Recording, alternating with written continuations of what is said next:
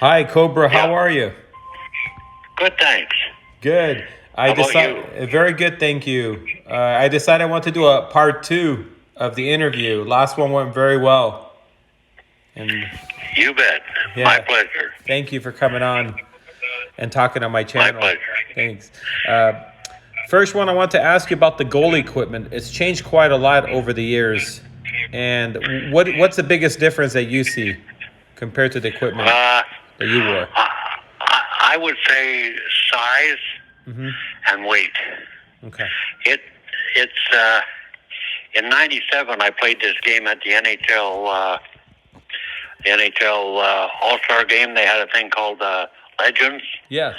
and I didn't have equipment other than my skates, so I borrowed a pair of Kelly Rudy's, Uh huh. and the the equipment weighed half as much as what the stuff we wore, Wow. and ours got heavier as the game went on because it was leather and it got wet.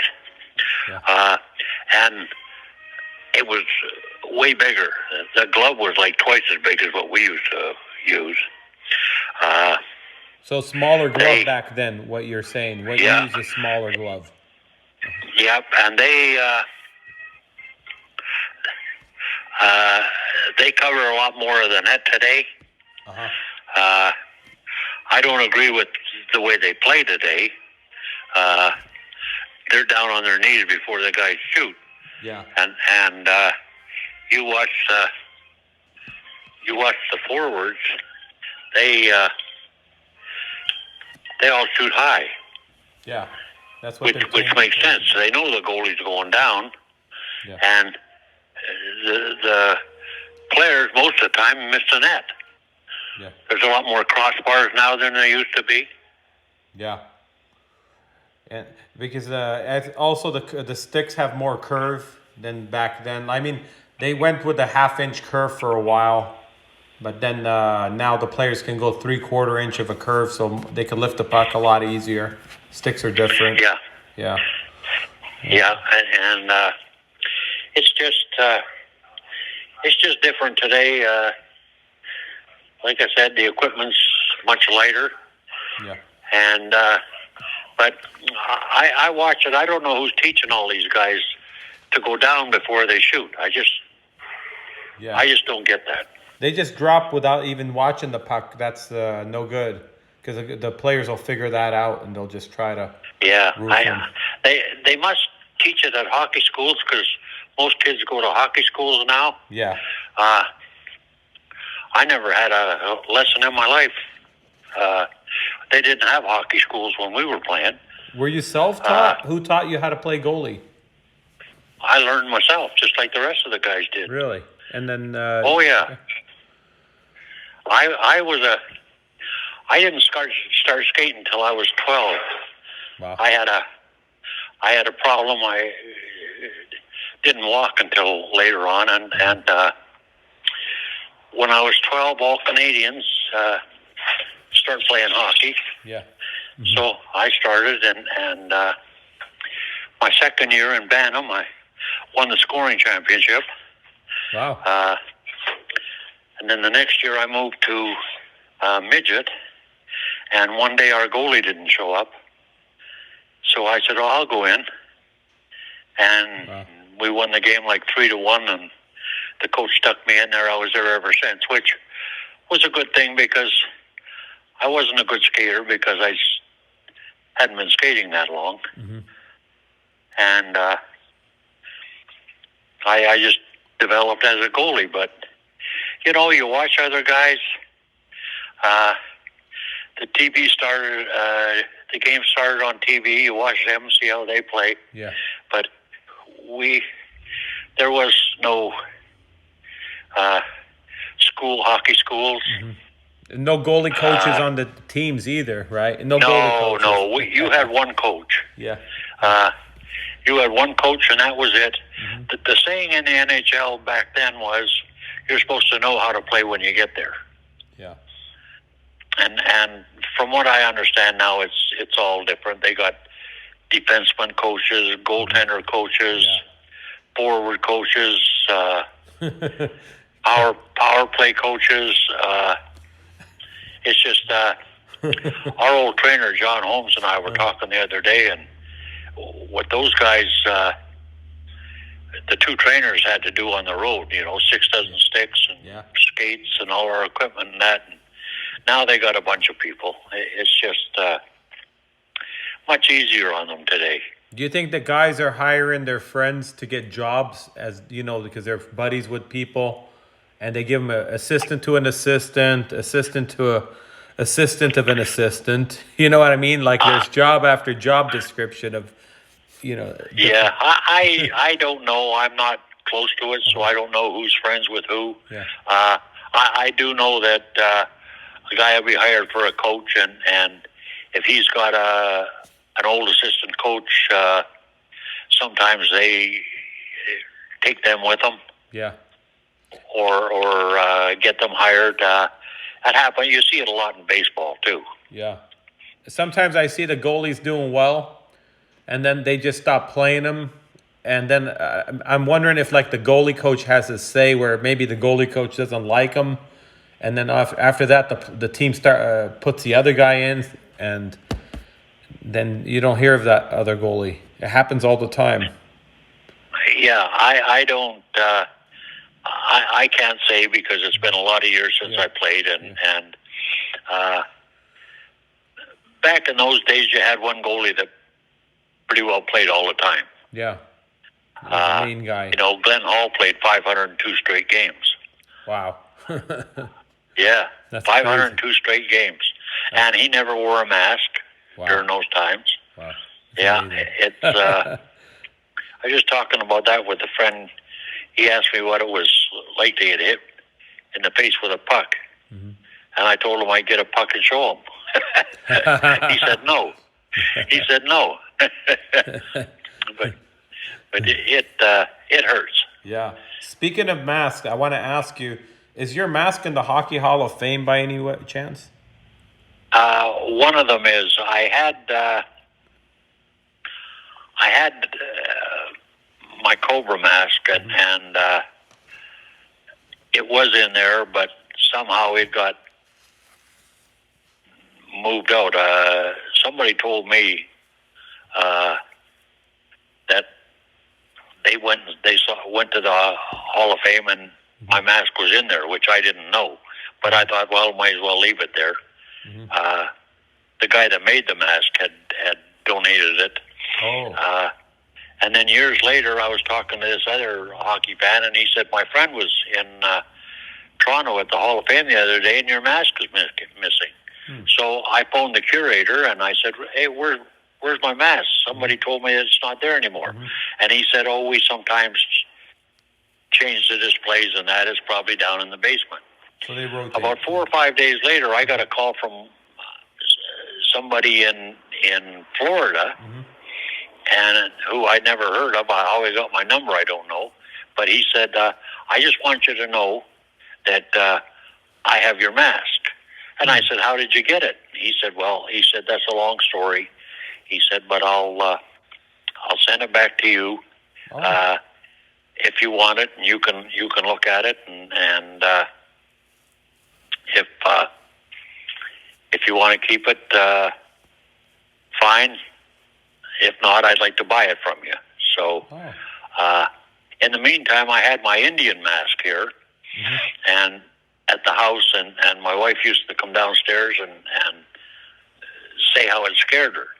So, I had mailed that to the Hall of Fame, and it's still in the Hall of Fame. The mask that the Indian kids south of Phoenix made for me. Oh, nice. Yeah, it's still in there, but the other one's not. So is your the Cobra mask? Did you keep it, or did you end up? No, I sold it to the. I sold it to the guy. I sold it to him because I really had no use for it. And when he sent me the money, he sent me a copy of it, a mask that looked almost exactly like it. So it wasn't the real one? He said, no, he's got the real one. Oh. So he paid you for it. So kind of you didn't. Yeah. That's nice of him. Yeah. Well, his honesty. Now, I heard from the. He told me. He said when I asked him, "How did you get my mask?" and he said, "It's a long story." But he said, if you want to phone, he gave me a guy's name in Toronto that buys and sells masks and stuff like that. Yeah. And so I phoned him, and he said, I said, "Is this guy legit?" And he said, "Yeah, I think he's legit." Well, I didn't know this guy either. Huh. So he said, "Do you know Doug Favell?" And I said, "Yeah." I knew Doug. He was a goalie. Yeah. Played for Philly and Toronto and Denver, I think. So he gave me his number. He said he dealt with this guy. So I phoned Dougie, which was great. I hadn't talked to him in 30 years. And I told him about the deal, what the guy wanted to do. I said, "Can you trust this guy?" And he said, "I made a deal with the guy." He said, and the guy from Toronto was there the next day with the money at his house. Wow. In St. Catharines. And he said, "Yeah, you can trust him." Wow. And so, you know, the deal was done.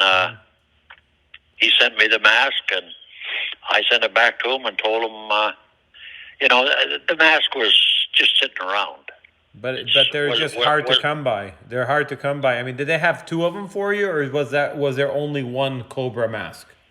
There was only one. Well, okay. Yeah, there was one, and I when I got to LA, there was another one made, and I don't know what happened to it. I didn't get it when I left there. They didn't give it to me, but it had a crown on it. Oh, okay. I've seen that one before. It had a king's crown.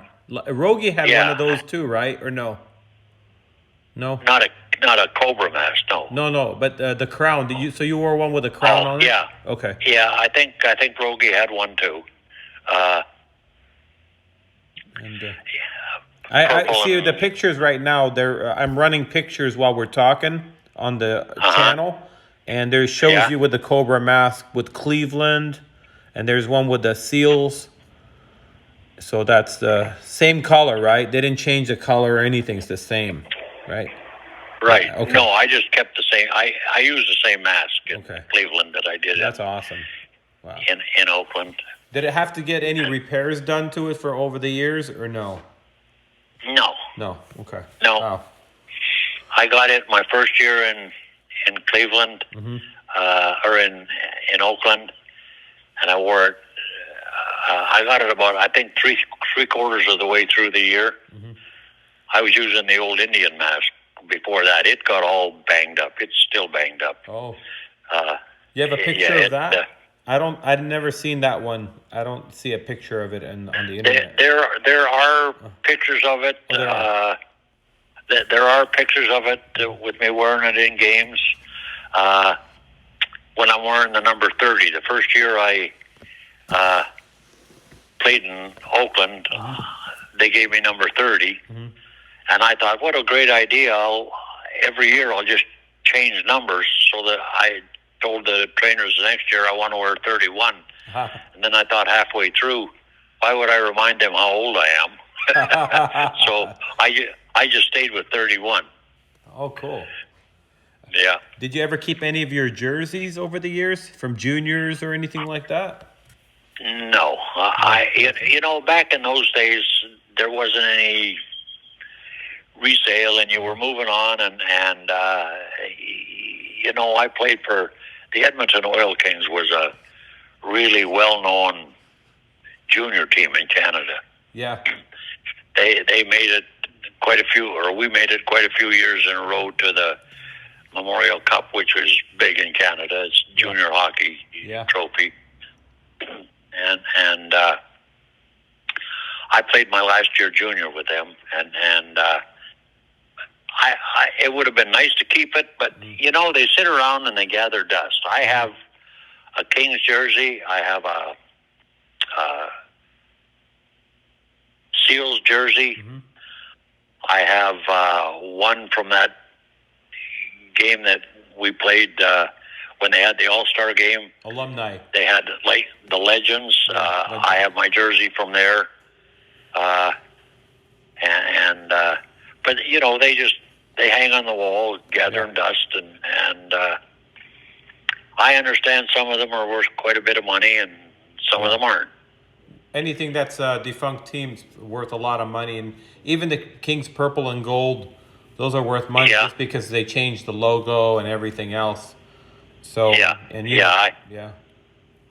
mine's purple and gold. Yeah, did you ever play with Brian Shaw?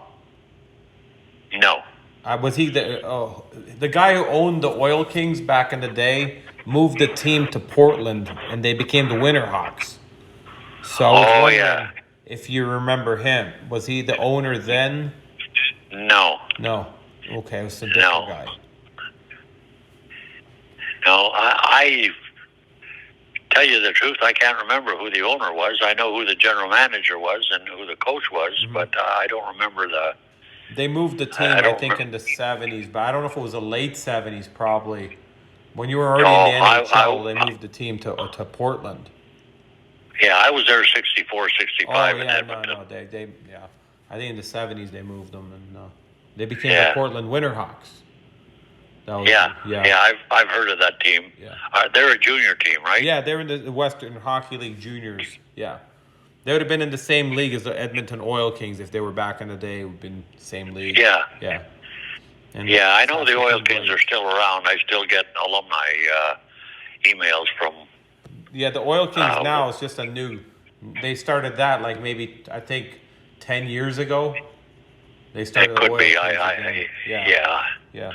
And I was going to ask you if you had any interesting stories that happened over the years.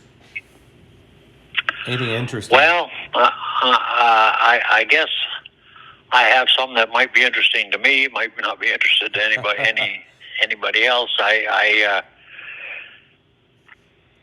One that always comes to mind, and I think you got to be a Canadian to get this.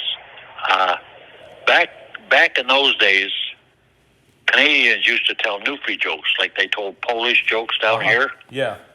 And I played 3 years in Newfoundland, and I loved it. But the Newfies, they did not like mainlanders. Really?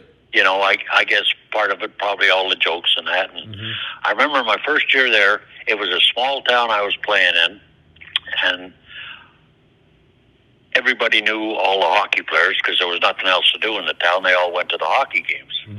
So I'm walking down the main street one day, and there's 3 older guys sitting on a bench. And they said, we had a game Friday night. They said, you're going to get him Friday night, my son. They call other people my son. And they call women maid. Huh. At least they did back then. You're going to get him this weekend, my son. And I said, yeah, we'll get him. So I took a few steps back, and I heard one of them say to the other one, another one of them damn mainlanders. But we won the cup that year, and the next year I was like one of them. but that was that was funny. Now there's next to Ireland, the most Irish people in the world are in Newfoundland. Oh, really? Irish descendants. Oh, yeah. And every town has a different dialect and accent. And boy, when I first got there, the first place I met all the players was in the dressing room.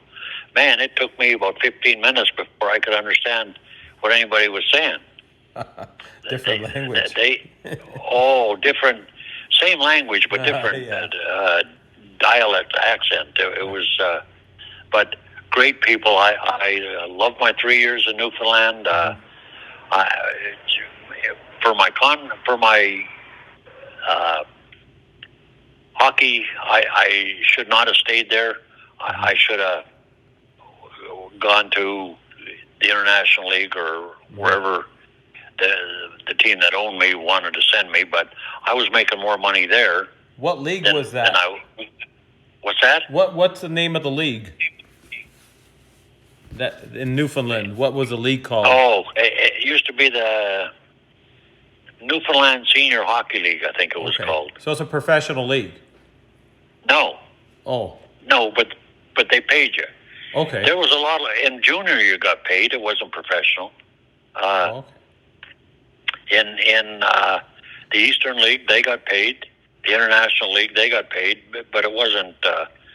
It wasn't a professional league. It's called professional, or it's called amateur, and whether they pay or not is beside the point. But I liked Newfoundland. I enjoyed it there. I made more money there than I would have in the International League, which is where the team wanted me to go. But when you look back on it, I mean, I was just a kid then. I look back on it, it hurt my career. You know, I'm in Newfoundland, and nobody knows anything about Newfoundland hockey. There have been some good players there, come from there, but it was just another wrong move.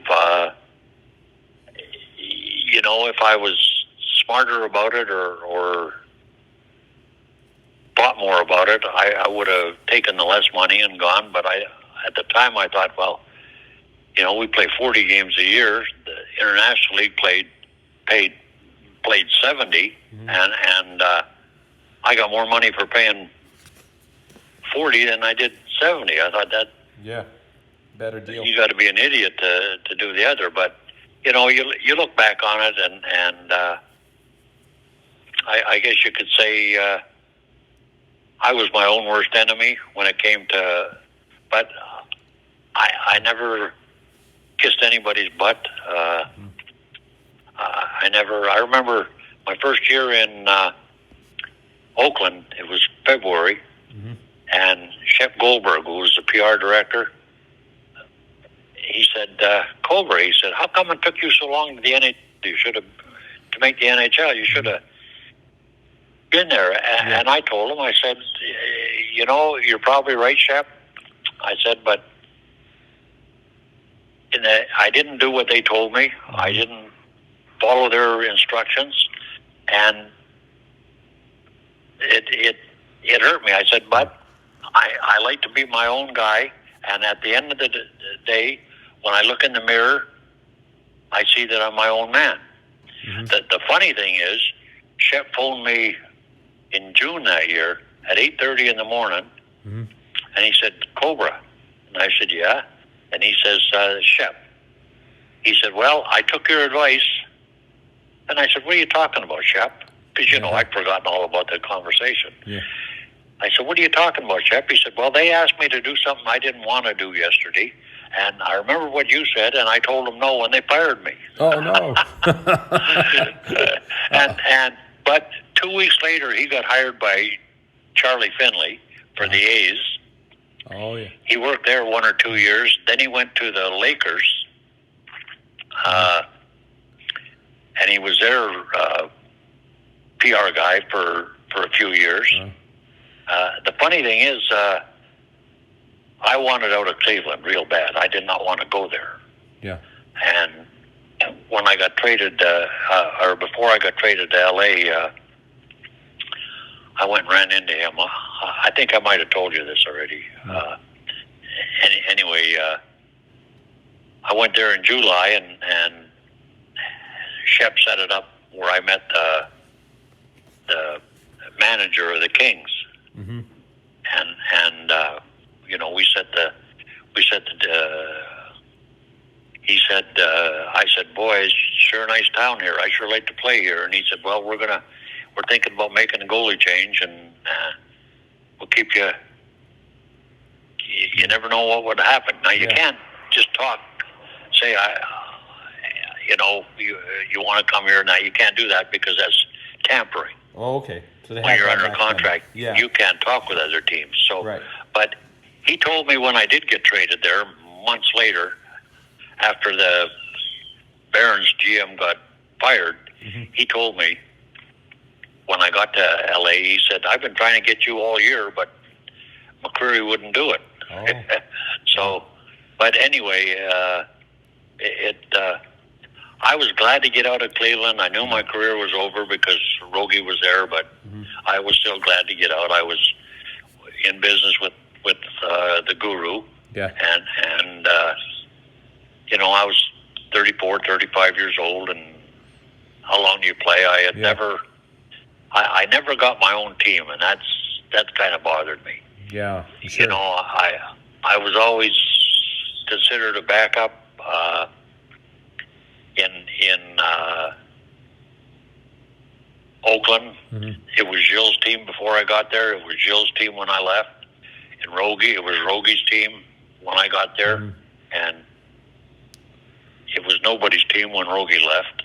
I mean, there wasn't that many teams either. It's not like today. You got 32 teams. It's a little bit different. Yeah, there was 17 or 18 back then.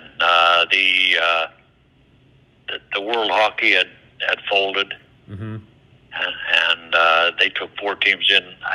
The year I retired, the next year, the World Hockey folded. And if you think about it, 36 spots in the whole world, the best goalies get 36 spots, which is not very much. Out of all the millions of people playing hockey, just to make it to the NHL is an honor, because if you think about how many players have played, maybe like 7,000, 6,000 or 7,000 ever. Oh, yeah. It's not that much, and the millions and millions of people play hockey, only like 7,000. It's just amazing to even get there. And a lot of people try, especially goalie. It's only 2 spots, so it's even a harder position to make if you think about it. So it's pretty amazing. Yeah, I've had a lot of people over the years tell me, "Oh, this goalie's no good. This goalie's no good in the NHL," and I tell them they're all good. Oh yeah. To make it to the NHL, you have to be good. Oh yeah. Just some are better than others. Yeah. Well, you're right. What bothers me the most when we're at a hockey game and you hear the fans say, "You suck," he'll yell it out, right? Yeah. And I like to see that guy get out there and skate, because it's even the worst player in the NHL is better than any men's league player, top-notch men's league player anywhere. Like, they're just that good. Back in the old days, there was so many players playing in the minors that would have made the NHL if it was 12 or 18 teams. Yeah. But there was just nowhere to put them. Yeah. And they played their whole career in the minors, and it's just, it's too bad. It's too bad for them. Yeah. But the way hockey's going now, the money, and this is just my opinion, they're paying the players too much. They don't pay them near as much in hockey as they do in baseball, football, and basketball. This pitcher hitter Ohtani, I mean, they're talking $500 million for him. It's crazy. What drives me insane, my opinion has always been that hockey is for the fans. Yes. If a fan asks you for an autograph, you sign the autograph for him. You don't tell him no, like Mickey Mantle used to, and other people. Hockey is for the fans. They pay to get in and see you, and they pay a lot of money now. Yeah. I've heard numerous people tell me that they can't afford to go anymore. That's true. It's just too much money. I look at San Jose, mind you, they got a terrible team, but I always check the attendance and that on the game summaries. Yes. And I watched one last week. I looked at a game summary, 57% full. Wow. And they're always lying about those too. They're always they count the season ticket holders. Yeah. Even if they're not there. As having been there, yeah. And it looked empty. It looked like an old Seals game. We didn't draw people all the time. Different. We might get one sellout a year, or maybe 2 sellouts a year. LA was a big draw that when I played there, 7,000, 8,000. But it's just it was just different. But the Sharks, when they were winning and playing well, they were selling out all the time, game after game after game after game. They sold out. Yes. And not only are they a poor team now, but it's different times now too. And the prices that they charge. Somebody told me last time I was over in Toluca Lake that it costs $50 to park your car at Dodger Stadium. It's ridiculous. Yeah, like Staples Center where the Kings play crypto, they call it. It's about $30, $25-$30 to park your car. It's like as much as it's more than it used to be for a ticket back in the day. Yeah. Well, I saw somebody did a breakdown the other day. Like when I played, the Seals tickets were like I think $4.50 to $6. Wow. and they did by today's prices. It was $18 to $21. Well, that's still an awful lot cheaper. Oh, huge! What they charge today. It's way over $100 for like a decent seat. 100 and something. Yeah. But, they got to pay these players, and the sticks are expensive, so the money's got to come from somewhere. It's usually from the consumer, so they got to get from them. But it bothers me because my theory has always been hockey's a game for the fans. If it wasn't for the fans, there'd be no pro sports. That's right. And it just I just don't like what's happening. The TV that we got here, it was part of the package. The TV company that we that we could deal through. The cable one. The cable and the one we got the Diamondbacks, and in the winter the Coyotes on. It was a big sports thing. They're apparently going broke now. I don't remember what it was called, but all of a sudden we're not getting it anymore. They took it off and we're not getting it anymore. You can get it on ESPN Plus. Yeah. But you got to pay for it. Extra. Yeah. And it was no cost on but I look on. I watch it on ESPN Plus, and I still see that old company is producing it, but they do different. I think the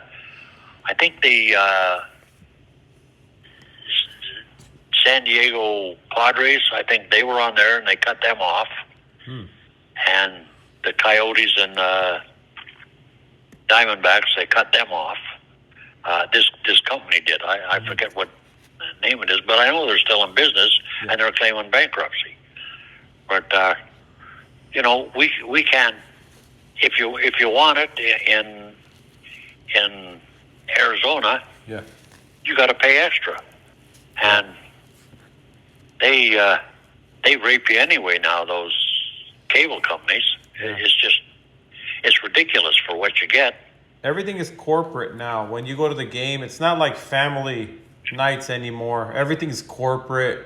You got these corporate suites, and you go through the security check like going through an airport. It's ridiculous. It's not convenience.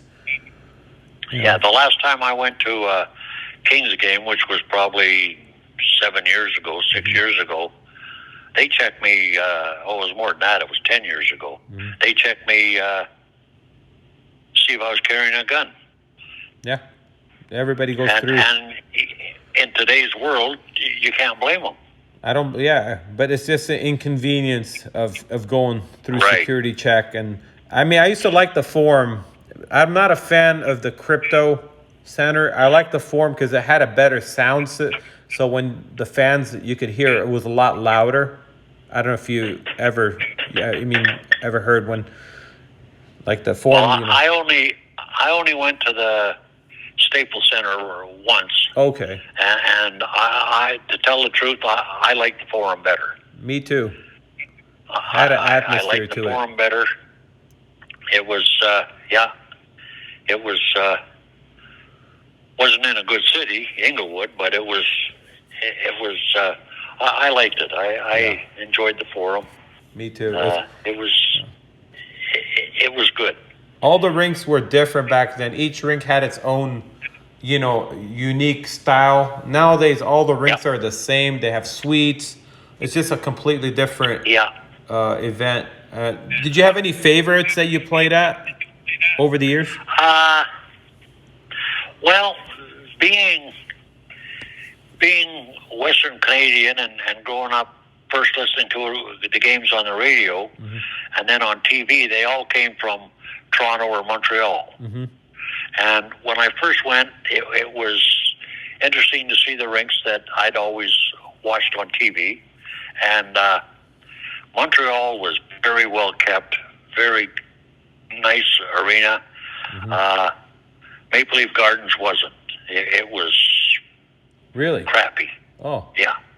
It wasn't near as well looked after as Montreal Forum was. Really? I would have thought they did the same. No, they didn't. Okay.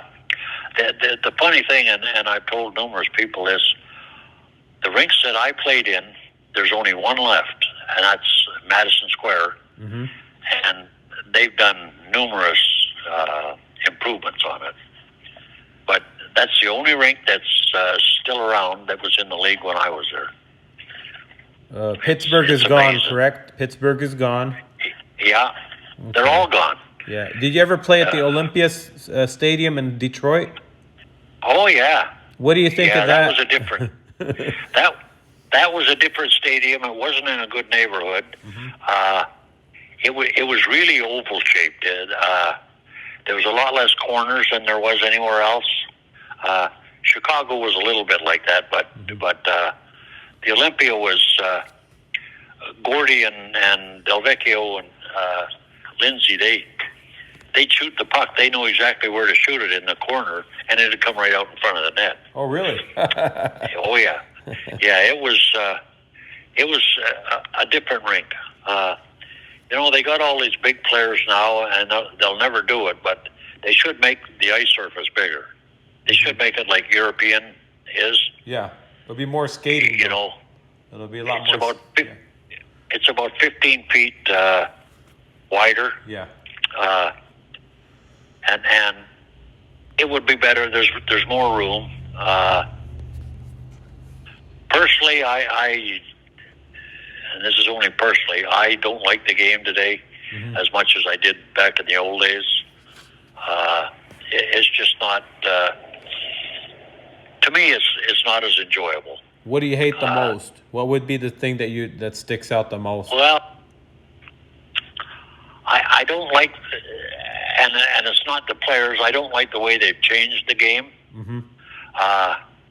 The way they've sissified it. You back in the old days when nobody wore helmets and that, you get in a fight, you go to the penalty box, and you're checking your face where you got hit. Now they're checking their hands. Yeah. Because all they're hitting is a helmet and that. But the hitting is nothing like it used to be. They call the sissiest penalties, and I got a good idea why. The NFL, some players sued the NFL for.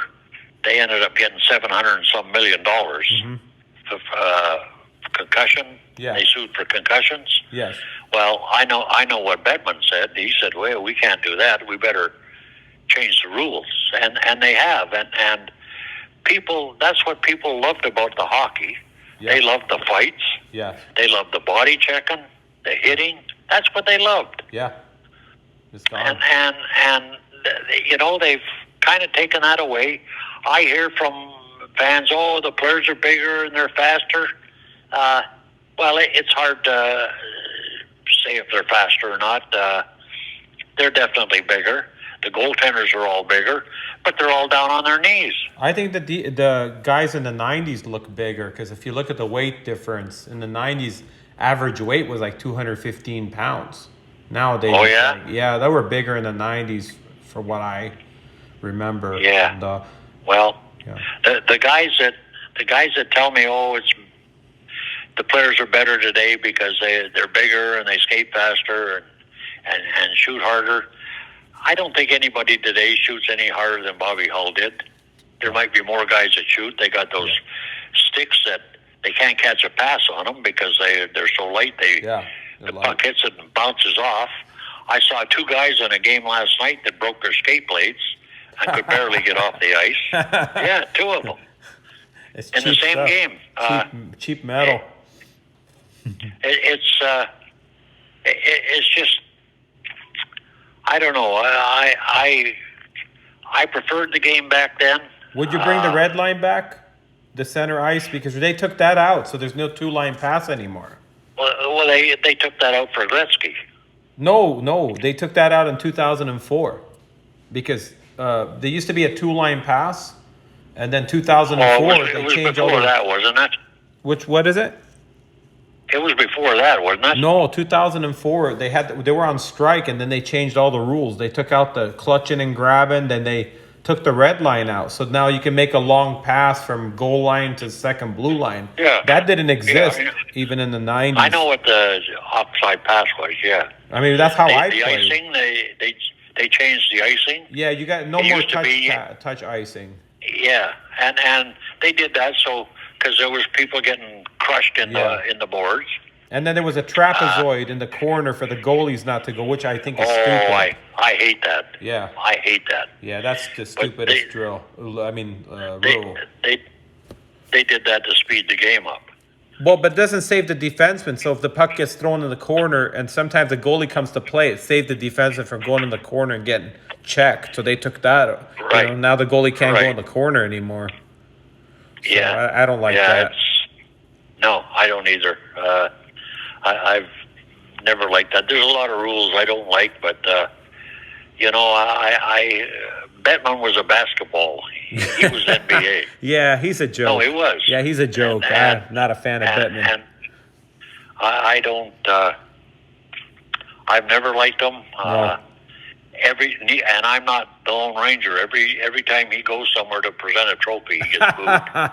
There must be a reason they hate him. The fans don't like him. Yeah, I mean, they boo him. Yeah, they didn't do that to Clarence Campbell. No, or John Ziegler was good too. Yeah. Yeah. I mean, those were good commissioners. Definitely 100% agree. When you were in the Olympia Stadium playing there on the road, did you interact with the fans? Because one player told me there was just like one piece of wire that went across from the benches to the fans, so they could like grab you like from behind. Was that true? Like there was no glass between that I remember. He said there was no glass. I don't. No, there was.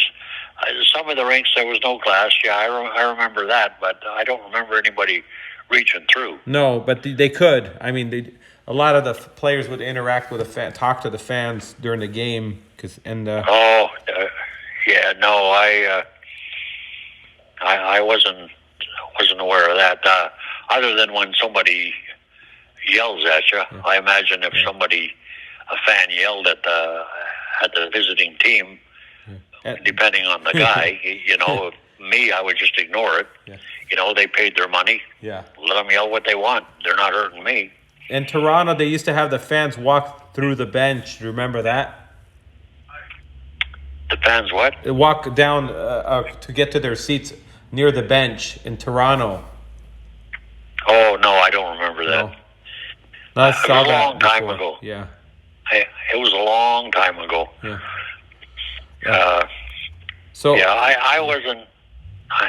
I wasn't impressed with the Maple Leaf Gardens. I was disappointed, actually. Oh. How about Boston Garden? Did you like that one? Yeah, except we had to play the Bruins, and they were good. Mm-hmm. They had Bobby and Phil, and they had some good players. Yeah. It was hard for a goalie, especially playing on the Seals. We weren't that good in those days. But I didn't mind Boston Garden. What about, did you play against the Broad Street Bullies? How was that to play against them?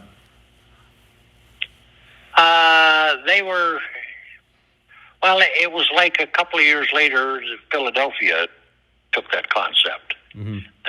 The bullies. Yeah. Yeah, they and we had trouble with them almost every game we played. Almost every game we played, we had bench clearing penalties. The year before I got there, one of our defensemen hit, I think, Bobby Clark, and that was a big brawl. Yeah. And then when I got there the next year, it was early in the year. I think it was still in October, maybe first part of November. We got in a real big bench emptier. That's when 3 of their guys jumped Mike Christie in the penalty box. Wow. And he needed a bunch of stitches, 3 of them. Oddly enough, the one that didn't was the Hammer. Dave the Hammer Dave Schultz. Schultz. Yeah. He didn't like that stuff, and he said it many times. He was a great guy off the ice. I played with him in Richmond, Virginia.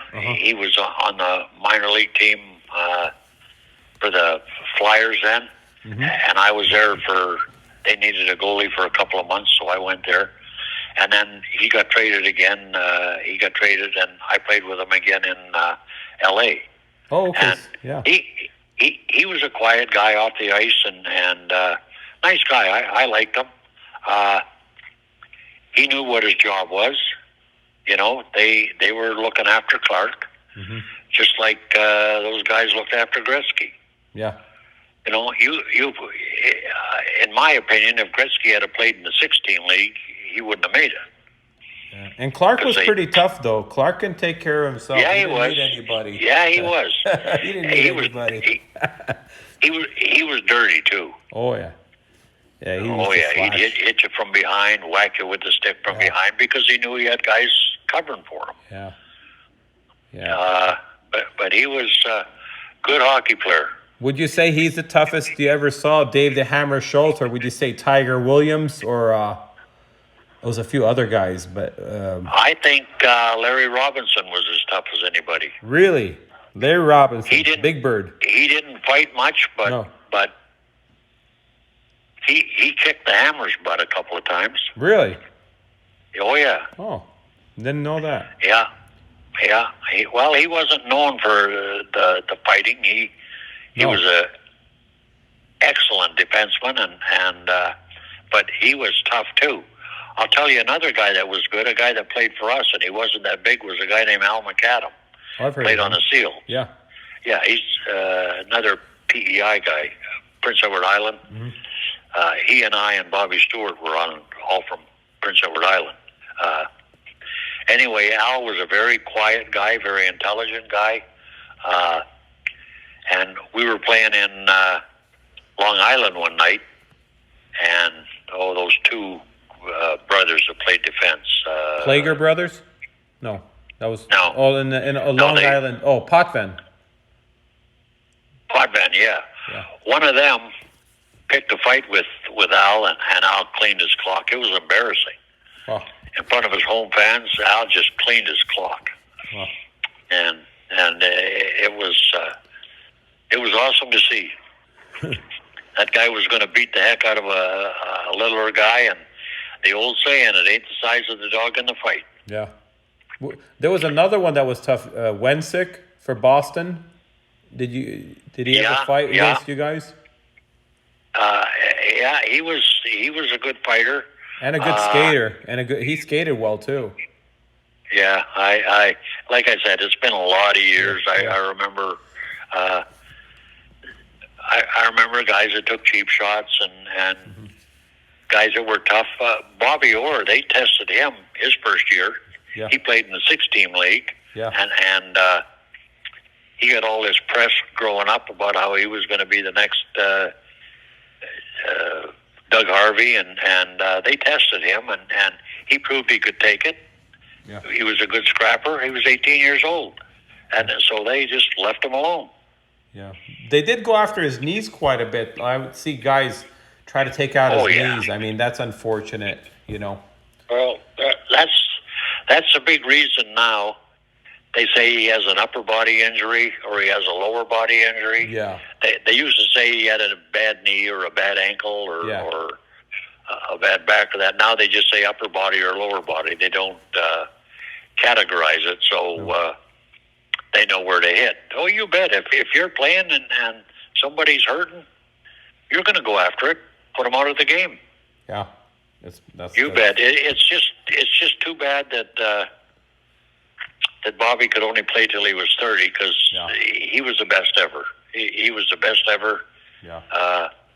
He was unbelievable. I got to ask you this. If Bobby Orr was healthy, what kind of numbers do you think he would have had? Do you think he would have had 500 goals career? He finished at almost 300. How many did he have? Almost 300, like 275. Oh, did he? Yeah. Well, he might have made 500. He won 2 scoring championships. Mm-hmm. Only time a defenseman's ever done that. Yeah. Oh yeah, he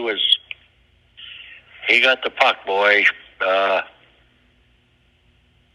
Look out. How fast was he? Like, he was fast, right? When he got the puck, was he really fast? Oh yeah. Oh, he could skate like the wind. Okay. Because they say, people say today, like, oh yeah, he's had the heavy skates. He wasn't that fast. Today's guys are faster, but you were there, you saw it. Oh, he was fast. You compare it to the guys that played back then. Mm-hmm. The equipment now, like we said, is so much lighter. Yeah. I saw 4 guys the other night fall down with nobody around them. Mm-hmm. Because the way the skates are made now. Yeah. And I've still got my old skates from when I retired. The last time I skated was in Burbank, and oh, yeah. I know Burbank Rink. What's that? I know Burbank Rink. Pickwick. Oh yeah. Well, I took my wife's daughter and grandkids live in Toluca Lake, and we went to Burbank, which is right next door. Yeah. Take them skating. I took them out skating, and that's the last time I wore my skates. They hadn't been sharpened in 30 years. Man, they were. And we went there about 6:30 at night, and the skate sharpener guy wasn't there. I asked him if I could do it, and they said, "Oh no, employees only." Yeah. Man, they were brutal. I even fell down once. Also, the skates are they don't no edge on them. It's tough. Yeah.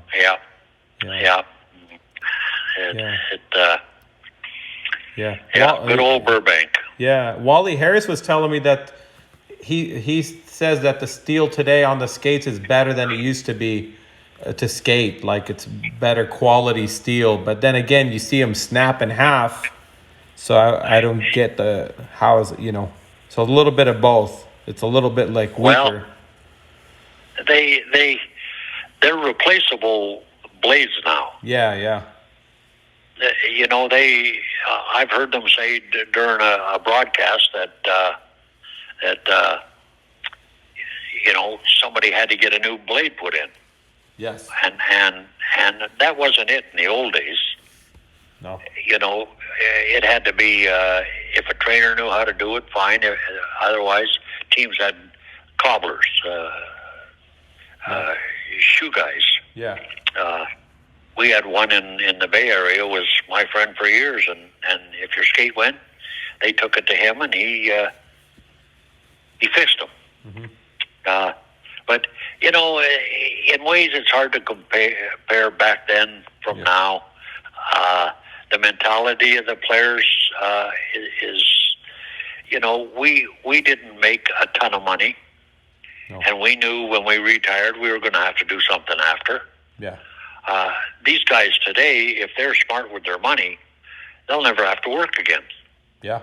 And that's got to go to your head. You hear about a lot of basketball players and I guess some football players that made hundreds of thousands or millions, and they went broke. Yeah. I'm sure it's happened in hockey too. Yeah, I bet it has. I bet it has. Yeah.